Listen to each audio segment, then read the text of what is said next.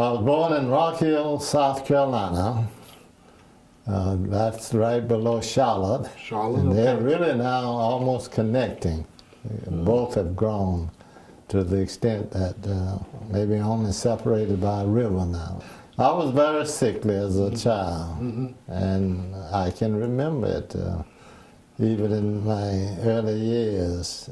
And really they thought they were going to lose me. And there were those who said I said I was going to die. And they kept working on me until my aunt in Columbia, South Carolina, told my dad, who was her brother, bring that boy down here, because I got a doctor down here. I remember he was a German doctor, and that was during segregation times and all. Right. But he took me in his house, and I stayed there for 2 or 3 days. He worked on me. And that's the most I remembered. And then after that, he gave me a strict diet. I went back home, and I have never been in the bed with asthma since. And I was 8 or 9 years old, maybe 9 or 10 years old.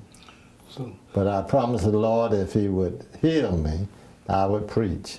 I went to a kind of private Baptist small school, and it had classes for ministers. And I eventually got in those classes. So when I went to college, I had made a commitment already to the ministry.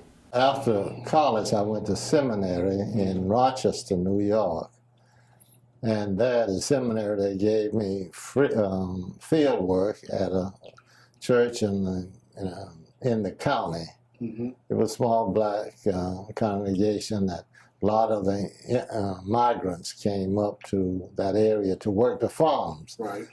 Many of them stayed after coming up there. And then they formed a church, and a lot of the students from the school served at that church. And so I was serving it as a student assistant, and the church and the pastor didn't make it at the end of my first year. And they parted ways, and the school sought to offer it to one of our graduates, but the people said they had a minister. And so they asked me, and I just stayed for 4 years as pastor there. I went to University of Rochester during that time. Okay. And then I was called to a church in New Jersey, Rahway, New Jersey, where my brother was serving as a dentist. And they knew, I guess he told them about me, and we hooked up for Rahway.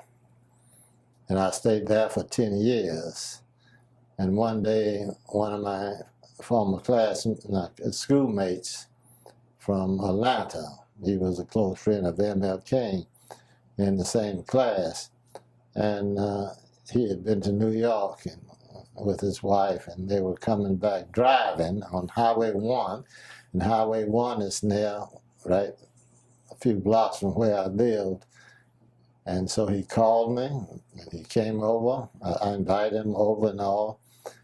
And he asked me if I would come to Chattanooga. His wife was speaking there that next month. This was August '65. And he said it was a good church and what have you. And I said, well, I'll go and preach.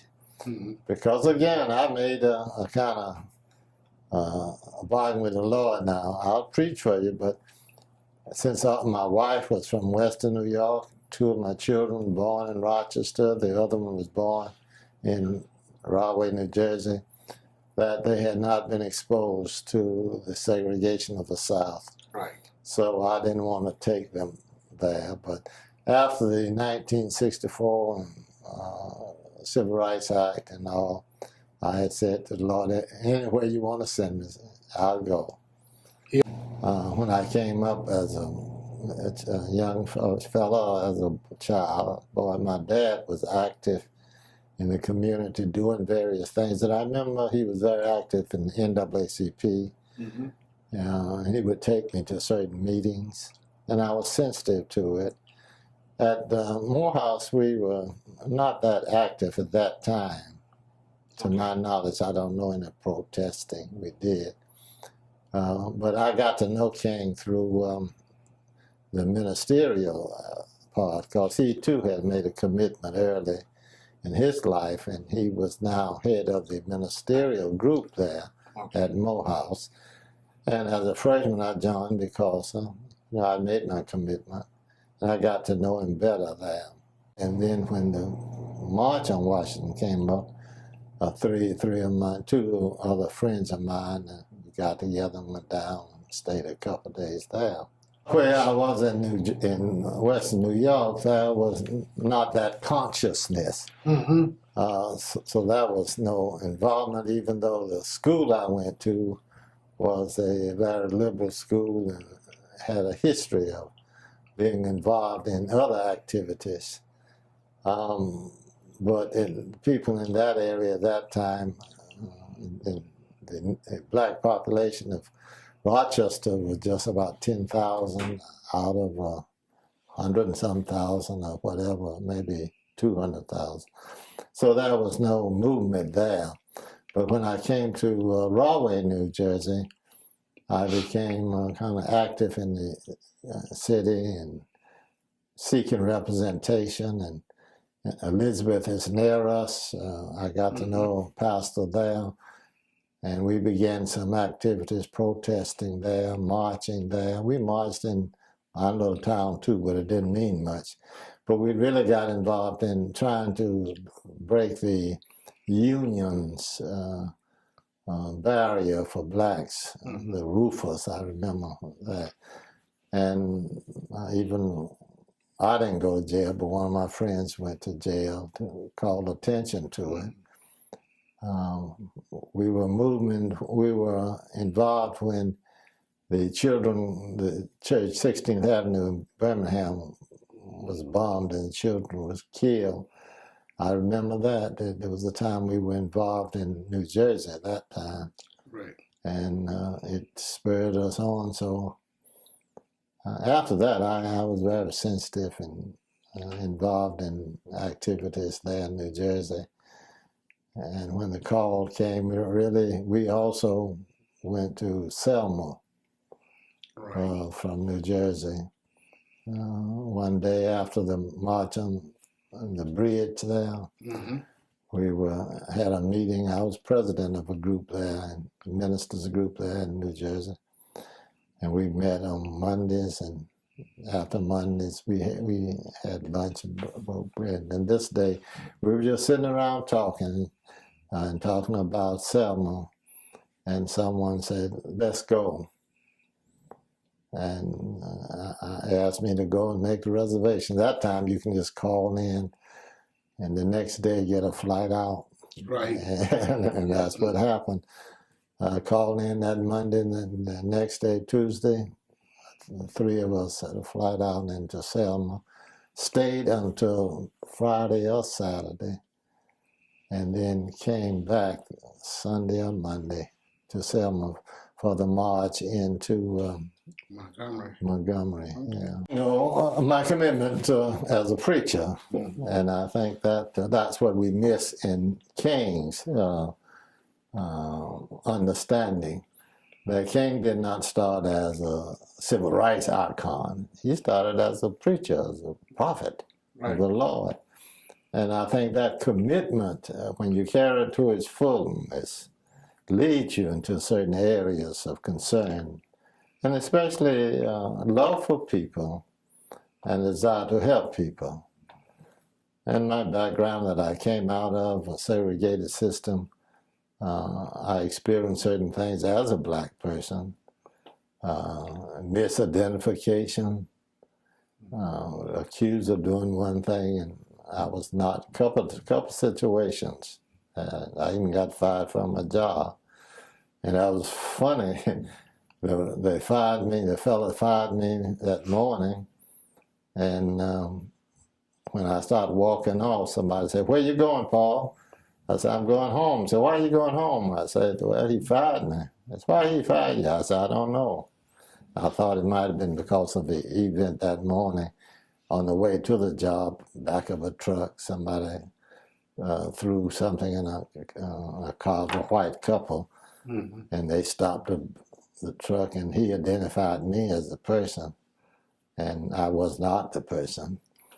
And so at the job, he had in his mind, I think, so he fired me. And then when I started walking off, another one said, "Wait a minute, Paul, I'll go with you." Then another one said, "Hey, where y'all going?" So they fired Paul. They said, "I'm going with you." And that was the first time that really we had reacted as a group, as a young group. I was about 14, I guess, 15. So that was one thing happened in my hometown, Rock Hill, but it was not planned. It was just something that happened.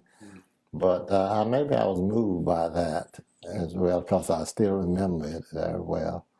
I remember telling one of the president of one of the banks, after I had run for the Constitutional Convention and won. At first, they didn't pay much attention to me. But once I won, they paid attention to me. And I remember telling him when he came to my office to, give me a donation, because I had a civil rights case, before the Supreme Court.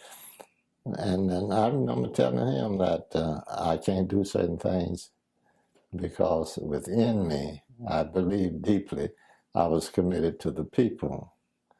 And what will help the people and not me was my calling. And so I said, I don't know why I do this and all, but I guess my background, maybe my sickness. I don't know. But certainly I had a commitment to people. I was a member of the Constitutional Convention that made the recommendation that the counties would change to a similar form of government. Even though Memphis, I think, had a different one. Nashville had a different form of county government.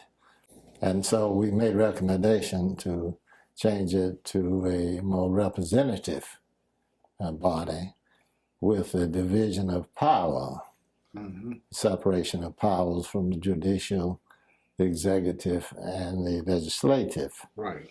So I was on that really committee, and we made the recommendation, the referendum. In Chattanooga, in Hamilton County, it did not pass. I don't know whether folks still remember that or not. I remember. But it did not pass. I remember the mayor, some others telling me that to have such a thing, you develop a lot of politics and all. And I just looked at them because I knew that it was already political, and the basis of the form of government we did have at large, that they could control it. But if it had become district, then you would have less control. You would have more local control over representation. And that's through that reorganization of county government that Reuben Taylor and I, encouraged by C.B. Robertson and Rayburn Traubel, yes, we ran for the Constitutional Convention, and after it passed statewide, and Hamilton County had to change government too, and became representation from districts, that Reuben and I ran from the same districts we ran for delegates to the Constitutional Convention. So that's where I really, that was my second run for elected office. Now, when you ran for the commission seat, that there was a state law at the time that said that a clergy could not run for office at that time. Well, that was a limitation prohibition of clergy serving in the assembly. Right. They could run for other offices. But they couldn't serve in the assembly. In the assembly, so called by that constitutional representation. I mean, prohibition. And yes, one of the persons who desired that office was running for it, found out that I was running too. I remember her calling me. I was in Texas at a meeting, and I had been pushed, but I had already qualified. And got down there and started looking at the papers. And I saw in the papers and the qualification, one of the qualifications was that the same as to serve in the assembly. And I remember that there was a prohibition clause there, because there was another black preacher here who ran for a district, and they used that against him. But it didn't, no legal action was taken. Yeah. And when I remember that, I got a call from Mrs. Patey. And she told me, reminded me of it, and told me I was not qualified. And yet she said that the election board had qualified me. And but I wasn't really qualified. I said, that's funny, you know. So she said, what you going to do? I said, well, you said I was qualified. The election board has already qualified me, so I'm going to run for the position. Said, well, you're not qualified for it. Prohibited by the Constitution. I said, but you just told me the election board has qualified me. And so I tell you what, you do what you have to do, and I'll do what I have to. She said, because if you run, I'm going to take you to court. I said, you do what you have to do. And that started that movement, and you know that we took it to court, and I won in local state court. We had the election, I won it. She appealed it to the state Supreme Court, because you had a jump there, you had no appellate courts. Right. And then they took my seat from me and said I was disqualified. And I appealed to the United States Supreme Court, and they heard me, and really we were almost through with the convention when they really heard my case, but they had stated they would hear my case, and they lifted the prohibition against me and restored to me the right to serve. And one of the state justices who had voted against me had to swear me in. I had to stand by. He swore in everybody else, and I had to stand by. And he had to swear me in on the orders of the U.S. Supreme Court.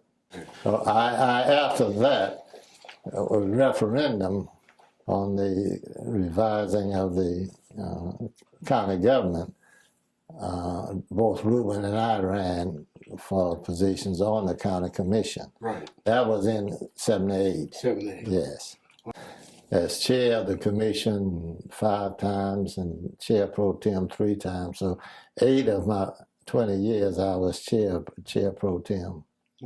Well, I guess one of the major things I face and still facing is that to create a sort of unity in the African American community, so that we would unify to deal with the various problems that we have in the city. And that has, been a little rough because people have their own little areas of doing things.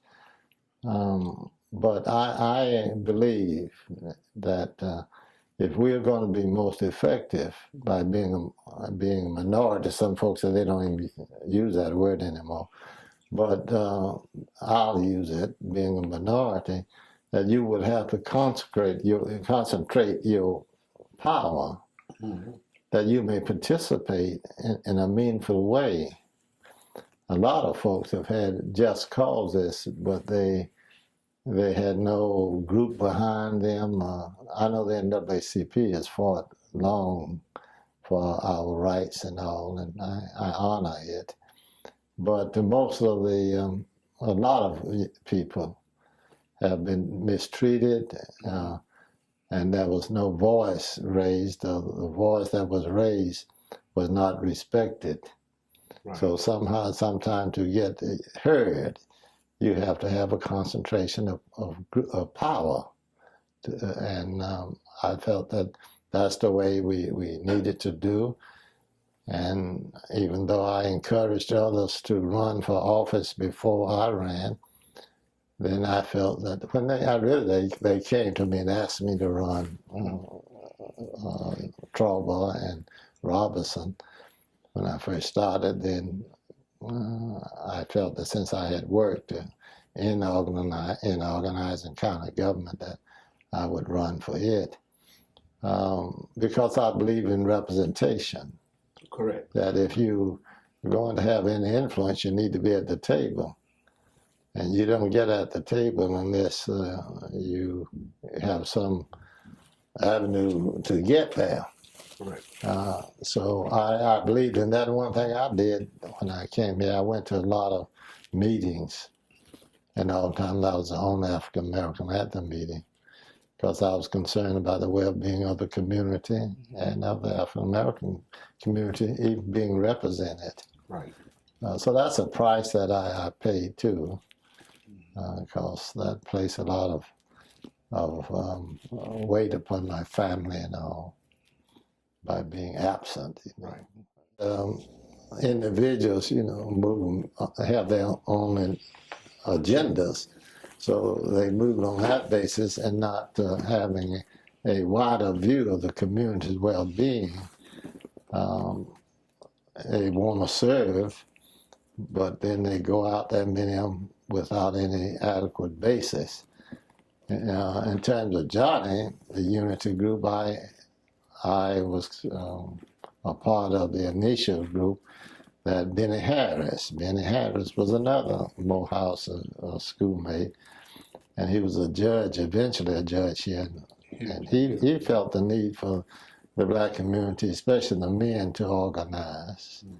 So he called together some of us from various positions in the community. And that's where the unity group was born. And out of that, we felt that we need representation on the county commission. That's what it was at first. We tried with C.B. Robinson. We marched and all. And I remember one of the teachers saying, "Reverend, I would march with y'all, but I teach," and all like that. And I thought about it, and her principal was out there marching. Another principal was out there marching for the CB cause. And I said, well, that was that fear. And I guess it was a real fear that could be used on you. And they blackball you in Chattanooga. Yes. You couldn't get a job or what have you. So that's why you had to have some basis of power. And power would come from unity. And maybe now we may feel we don't need that, but still a lot of things we miss out on. And folks are mistreated, and Chattanooga does not like unions either. Right. Yeah, so there's the spirit of business being the most important thing, and the freedom of business to do what they want to do with individuals. Yeah. And I must say that I was blessed by my church. Correct. My church never did admonish me for my involvement in the life of the community, civil rights or civic activities. It encouraged me more so. So I thank God for the church and for the way they respected my commitment, because I saw my commitment in the community as being an extension of my ministerial commitment, my commitment to God. And this is what I said before that. This is what we miss about King. We just think of him as a civil rights icon. No, King was a preacher. First. Yes, and most so. He came proclaiming the word of God upon a people, a nation. And God used them in that sense.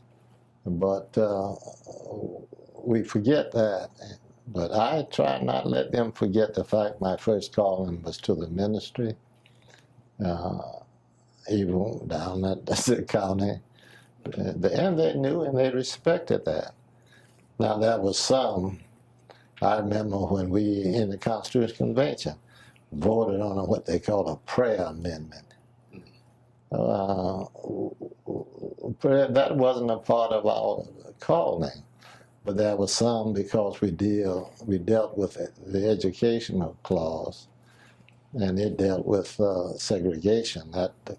That clause segregated people, and so you want to take that out of the Constitution, but they wanted to put in prayer clause, and I voted against it, and folks were shocked.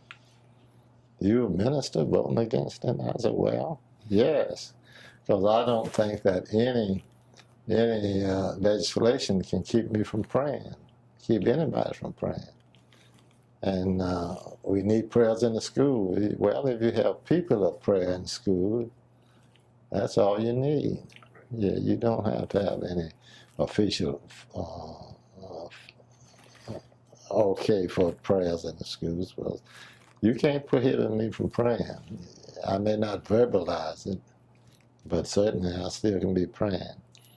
But when I voted against that, some of them said the church was going to do this and that. And what are you going to do? I said, nothing. Nobody even mentioned it to me. I came to Chattanooga after the Civil Rights Act. I thought that would be the answer. And my children could go to desegregated schools and what have you.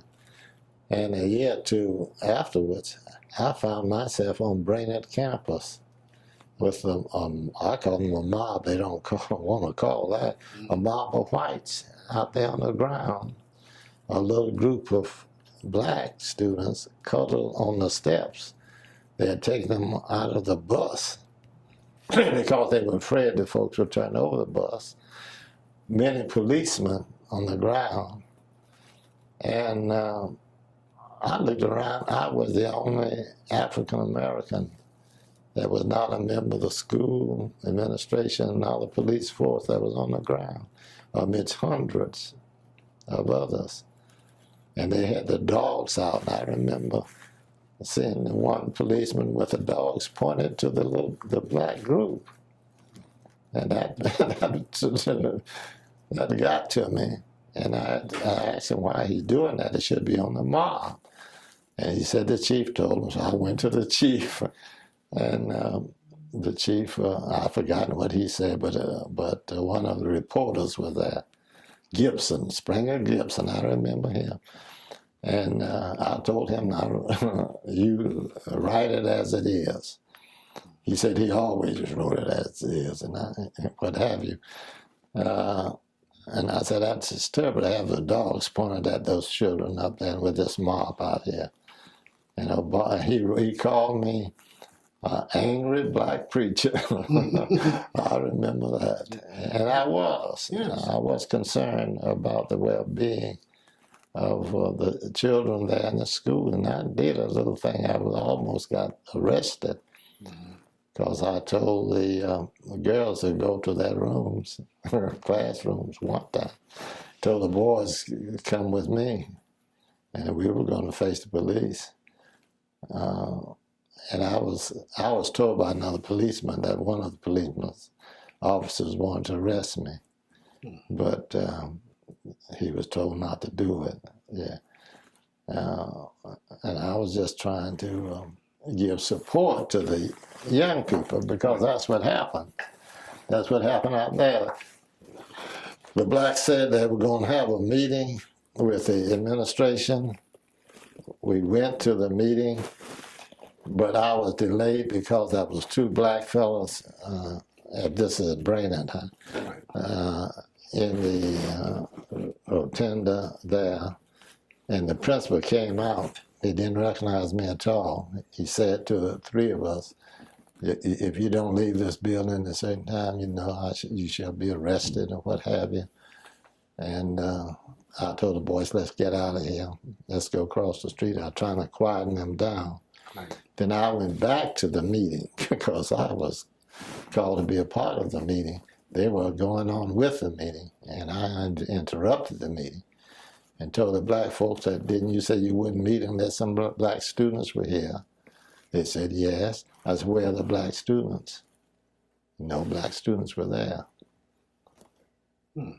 And I said, why you don't give the students the assurance that they have strong people backing them. But that meeting was closed out until they went and got some black students. I remember that. We need the voices to be heard to lift people and make sacrifices. Don't be just concerned about me and my family and children, us four and no more, but to be concerned about the total community, right, so that all of us can rise and advance. There are a lot of houses torn down, blacks move out, they can't, most of them don't make enough money to move back in. I noticed that all over the city. We need to unify our efforts and bring in our resources to deal with the totality of the community. All, and especially those who are in need, not only economic need, maybe spiritual needs, social needs, to be concerned about them. We're doing this in small groups now, but it's too much for just fraternal groups, to the sororities to do it. I'm glad to see it done. Like I read in the paper the other day, Usher is providing instruments for children for music and what have you. That's wonderful. I like to see that sort of thing go on.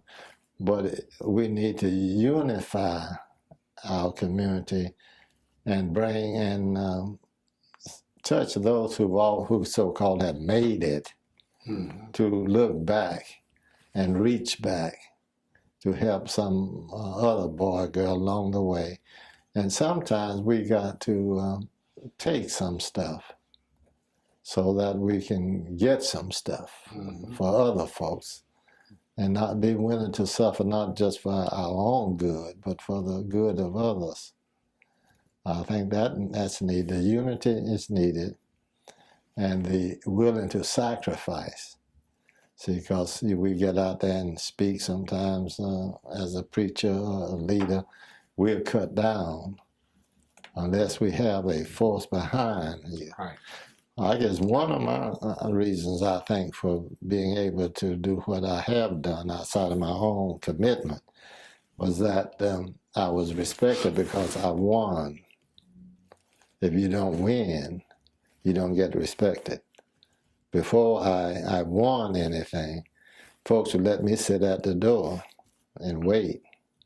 But when I won stuff, folks came to see me. Right. That's the difference. And that's what I try to say. You got to win some battles. I think in the economic area too, I believe in the consolidation of resources. A lot of black families are making very well. But if somehow we can consolidate our resources, that we could develop an economic basis to help others to be a part of the business community, to have a voice and speak up for all of the people, I think it would be better. And a lot of folks, they're living well. But we should be concerned about others, because if this thing turns around, and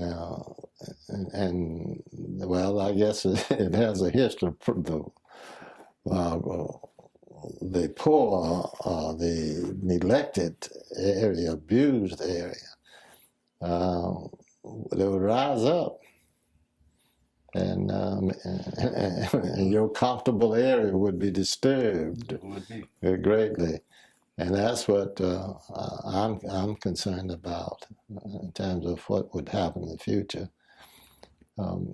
But I just pray that God will raise forth still voices and lead us to lead the people, and the people will hear and follow and unite to really not take advantage of others, but consider others and treat others as you would want to be treated yourself.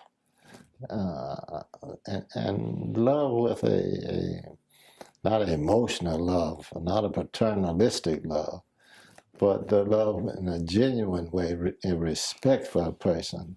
That agape love. Yes, agape love is what we really need, and really it's in the Bible. It's been there all along. We take what we want from it. Like going to a cafe with a menu, and you pick out what you want from the menu. And we do that with the Bible sometimes, and that disturbs me. The call for justice and concern for neighbor, and that's more ignored in many ways. So we're concerned about our own partisan, personal concerns.